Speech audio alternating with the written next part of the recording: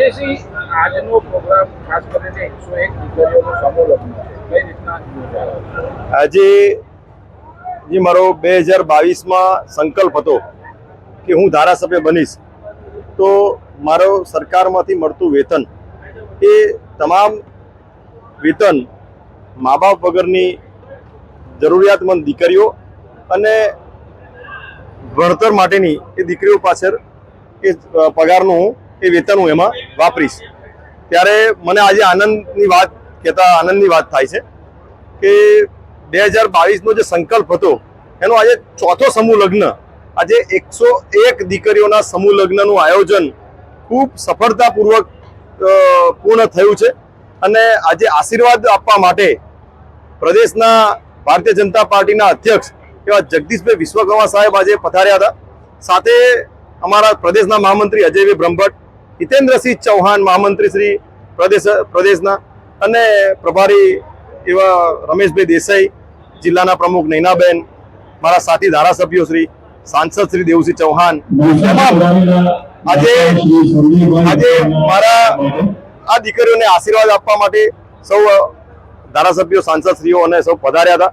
અને આજે ચોથા સમૂહ લગ્નનું એટલું સફળ આયોજન કે 10 વાગે અમે અહીંયાથી દીકરાઓને સામયું કરવા ગયા. સામયું કરી અને મંડપે લઈ આવ્યા. દીકરીઓના અહીંયા મંડપે રહી ચોરી પર મંડપ પર એમના લગ્ન ફેરા 7 ફેરા એમને લગ્ન કર્યા. અને આજે રાજ્ય સરકાર તરફથી અમારા મૃદુ અને મક્કમ એવા ભૂપેન્દ્રભાઈ પટેલ સાહેબ મુખ્યમંત્રીશ્રીએ ના નેજા હેઠળ, નાયબ મુખ્યમંત્રી શ્રી હર્ષ સંઘવી સાહેબના નેજા હેઠળ આજે જે દીકરીઓ પ્રભુતામાં પગલાં પાડ્યા છે એ દીકરીઓને 12,000 રૂપિયા 7 ફેરા સમૂહ લગ્નના અને 12,000 રૂપિયા કુંવરબાઈ મામેરાના, એમ બનીને 24,000 રૂપિયા ગુજરાત સરકાર તરફથી આ દીકરીઓને એમના ખાતાની અંદર જમા થશે.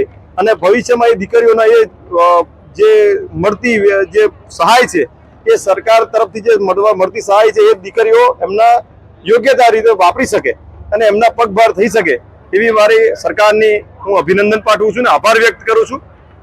અને આજે આ સફળતાપૂર્વક જે સમૂહ લગ્ન થયું છે એમાં મારા શિવાજી ફાઉન્ડેશન અને તમામ દાતાશ્રીઓને હું ખૂબ ખૂબ આભાર વ્યક્ત કરું છું. બીજો એક સમૂહ લગ્ન પણ છે 2 દિવસ પછી, તેનો કાર્યક્રમ થાય. જી, આજે 101 દીકરીઓના સમૂહ લગ્ન હતા. ત્યારબાદ હવે પછી ઇતિહાસમાં પહેલીવાર જે સમૂહ લગ્ન તળપદા સમાજનું આજ દિન સુધી ક્યારેય સમૂહ લગ્ન થયા નથી. આજે મારા વિધાનસભામાં 18,000થી વધારે તળપદા સમાજની વસ્તી છે. આજે ભારતીય જનતા પાર્ટીને સમર્પિત વ્યક્તિઓ છે.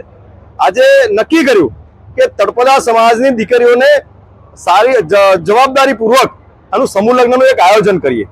ત્યારે તળપદા સમાજના આગેવાનોને બોલાવી અને આ સમૂહ લગ્નનું આયોજન કર્યું.